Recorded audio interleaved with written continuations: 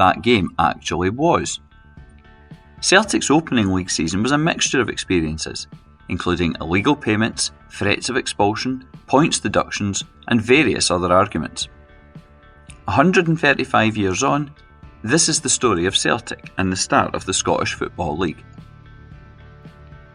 Before there was a Football League in Scotland, the majority of a team's season was spent playing friendlies, alongside participating in various local, regional and national cup contests. This could create financial problems for clubs.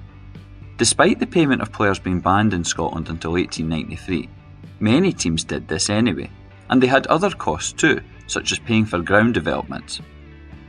As such, many clubs in Scotland, especially those in the cities and larger towns, wanted a more predictable income. Playing in a league would achieve this, as it would give a certain number of guaranteed fixtures every year. Therefore, in March 1890, clubs met at Holton's Hotel in Glasgow. They agreed that after the summer they would start the Scottish Football League. This wasn't a universally welcome development. Many clubs and people, most notably Queen's Park, were entirely opposed to this. They believed that a league system was simply a Trojan horse to force the introduction of paying players, which is in fact what happened. Newspapers at the time carried many anti-league comments. Despite this, the country's biggest clubs, excluding Queen's Park, chose to continue their plans. The first Scottish League began in August 1890. 11 teams started the season, although this was not the number that would finish it. Clubs from the West Coast dominated this first title race, with 10 league members drawn from that area. This was Firth Lanark, Abercorn, Cambuslang, Celtic, Cowlairs, Dumbarton, Rangers, Renton, St Mirren and Vale of Leven. The sole East Coast representative was Hearts. On the 16th of August 1890, the first set of fixtures took place in the Scottish League. Celtic opponents on this day were Renton. The Dumbartonshire side was one of the country's top teams, most famously being crowned world champions after winning the 1888 Scottish Cup and then beating the FA Cup holders West Bromwich Albion. Renton would pose a big challenge, but it was one the boys were more than confident of meeting.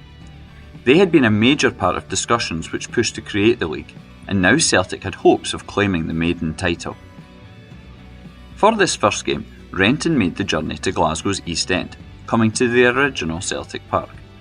This match, which was watched by a crowd of 8,000, proved to be a disaster for the home team. The Celtic side had a certain makeshift element to it, one that flagged up a difference with the modern game. In goal for the boys was Jimmy McLaren. Known as the Old General, he was actually an outfield player. But other than that, the boys had a strong team. Despite starting with high hopes, within a minute, the Celts trailed thanks to a goal from Renton's John Cameron. This wasn't simply the opening goal of the match, but also in the history of the league. Or at least it was at the time it was scored. If green and white supporters hoped for a comeback, they'd be sorely disappointed. Within half an hour, the Celts were 3 goals behind, after conceding twice in the space of a minute on the half-hour mark. The away team's James McCall and James Brown this time celebrated. The game was in danger of becoming a rout, so when Hugh Gallagher scored for the Celts just before half-time, it brought relief all round. With 45 minutes still to play, and the deficit now being only 2 goals, Celtic had the chance to fight back. In the second half, the boys pressed for the second goal that would transform their hopes. Almost from kick-off, they got this. However, Renton just managed to clear from a corner. Now that Celtic had the wind advantage, they kept their opponents hemmed back.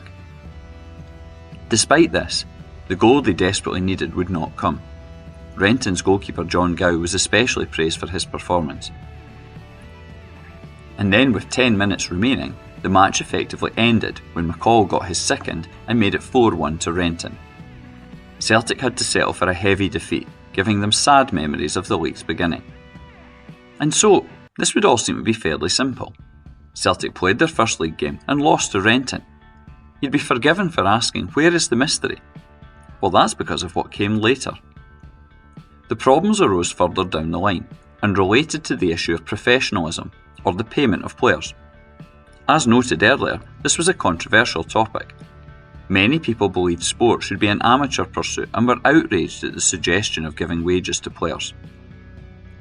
At this time, Scottish football rules prevented any payments being made. There are numerous examples of clubs facing penalties and punishment for breaking these regulations. However, the reality is that almost all major clubs were secretly doing so. In later years, Celtic manager Willie Maley said that Queen's Park were the only team to not do this. There's numerous examples of attempts to circumvent these rules. Rangers once claimed that a fire had destroyed their financial records. An investigation into Celtic was told that the club's records were inaccessible because illness meant they were infected. And Hibernians submitted years' worth of records, during which time they'd had different club secretaries, all in the one set of handwriting. Celtic's league game confusion all began in Edinburgh. St Bernard's were a prominent side in this era who had been part of discussions to set up the Scottish League, although didn't in fact play in the first season. They were accused by another Edinburgh team called Adventurers of paying players, and the eventual result was that St Bernard's were found guilty and suspended from the Scottish FA. In order to keep playing, St Bernard's reorganised unofficially under the title Edinburgh Saints. They arranged a friendly game with Renton, but the Scottish FA refused permission for this. Despite that, the match went ahead, causing outrage from the SFA, who threatened action. Renton's problem was it wasn't the first time in 1890 that they had faced challenges relating to rule breaking. In May of that year, a team called Old Renton had played Celtic in a friendly, which was really a benefit for the well-known Renton forward James McCall. Given that this appeared to involve paying a player, Celtic and Renton faced censure.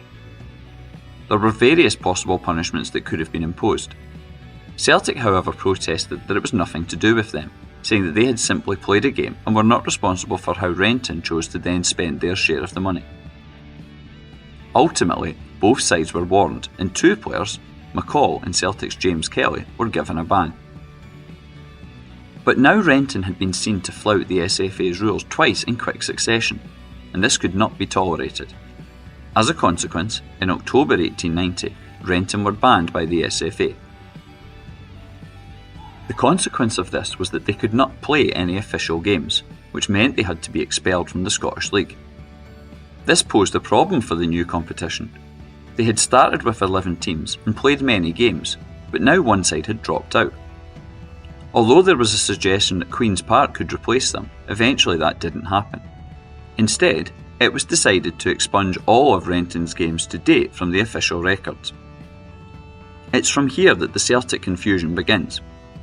The boys' first league fixture had been versus Renton, except that match was no longer counted as having taken place. As a result, Celtic's first league game and first home match are very different. Back in August, 1 week after losing to Renton, the Celts had an away game at Tynecastle. This was not only the Celtics' first ever away game in the league, it later became recorded as the club's official first game. The outcome was very different from the Celtic Park experience. On the 23rd of August 1890, the boys travelled to Edinburgh where they would face Hearts. 8,000 fans were in Gorgie to watch the fixture, and they certainly saw a lot of goals.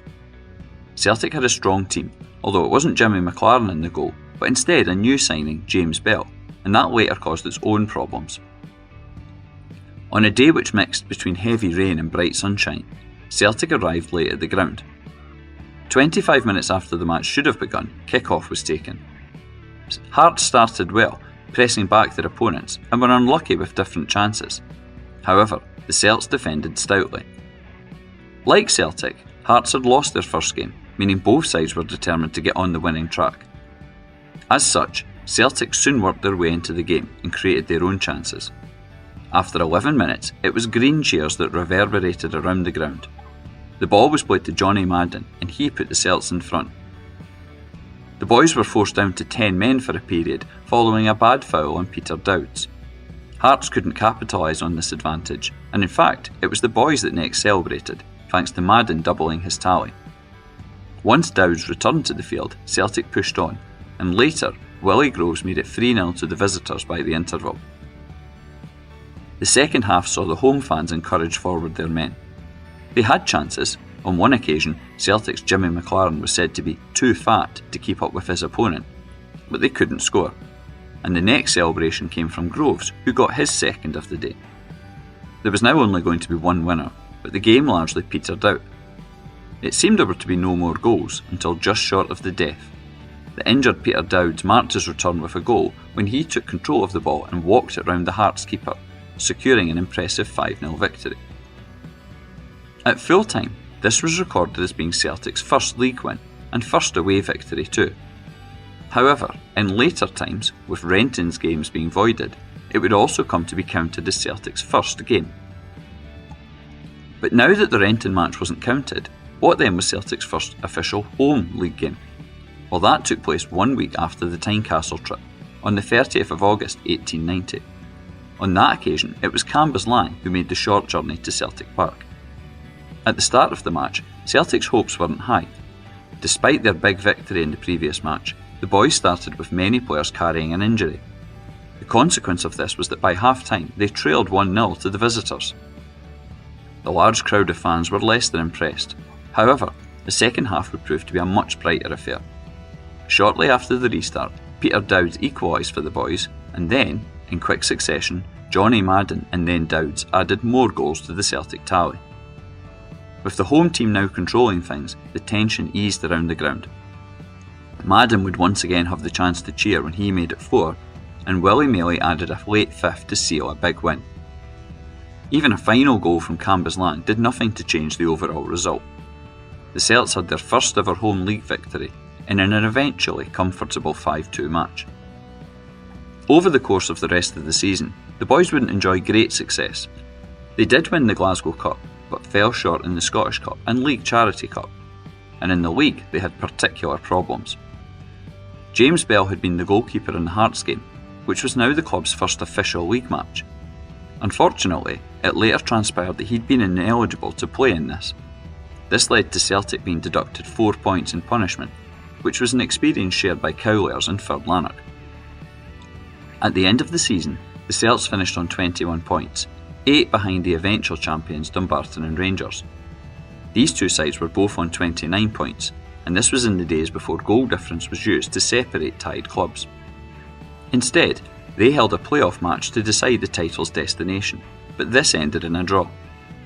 Then in a Scottish League meeting held at Aitken's Hotel in Argyle Street, it was agreed to award the title to both sides. The fact that this first title was given to Rangers in a meeting is perhaps worth noting.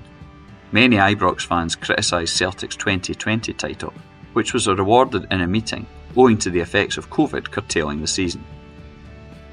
The following season, Dumbarton would emerge as the sole winners, and it would be 1893 before the boys would first taste title glory and bring home the league flag. And actually, it would be 6 decades until the boys won the league trophy, because there wasn't one awarded until after World War II's conclusion. All of this tries to explain why there's such confusion over Celtic's first league game. The boys did lose to Renton on the opening day of the inaugural league season. However, because Renton's results were later voided, it was a big win versus Hearts the week after, which is Celtic's first official league game.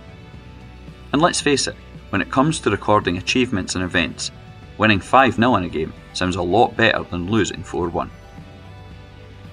If you want to learn more about Celtic history, follow Hail Hail History on Twitter X or Blue Sky. You can also take part in free Celtic walking tours.